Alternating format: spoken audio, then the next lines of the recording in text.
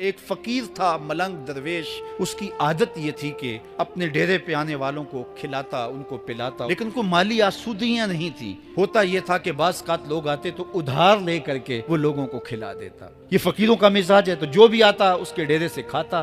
وقت آخر آ گیا، جن لوگوں نے ادھار دیا تھا وہ سارے تقاضا کرنے آ گئے۔ اب بابا جی کو کیا فکر لاحق ہے کہ یہ میرے مہمان اور میں ان کو کچھ پیش کرنے کی صلاحیت نہیں رکھتا۔ ایک بچہ تھا، وہ کچھ سامان بیچ رہا تھا، پتیسا بیچ رہا تھا یا کوئی اور چیز بیچ رہا تھا۔ کہا تم بیچ رہے ہو تو میرے مہمانوں کو کھلا دو۔ تو سارا ان مہمانوں کو کھلا دیا گیا، اور اس کے بعد کہا بابا جی پیسے؟ کہا تم بیٹھ جاؤ، جب ان کو ملیں گے تو تجھے بھی مل جائیں گے۔ وہ بیٹھ گیا، 2 4 10 منٹ بیٹھا تو بچہ تھا، پھر کھڑا ہو گیا، بابا جی پیسے؟ میری ماں میرا انتظار کر رہی ہے، ہمارے گھر کا چولہا اسی سے جلتا ہے، میں یہ پیسے لے کر جاؤں گا اور ہم شام کا گھر کا کوئی سلسلہ کریں گے۔ کہا بیٹا جب ان کو ملے گا تو تجھے بھی مل جائے گا۔ بچے نے رونا شروع کر دیا۔ یتیم بچہ تھا، اس کا سارا آسرا یہی تھا۔ جب بچہ رویا اللہ کی رحمت کو جوش آیا۔ کوئی مرید نذرانہ لے کے ان بزرگوں کے پاس آ گیا، وہ اتنے پیسے تھے کہ اس بچے کو بھی دیے، جتنے لوگ آئے تھے سب کا قرض چکایا۔ کہا جاؤ گھروں کو۔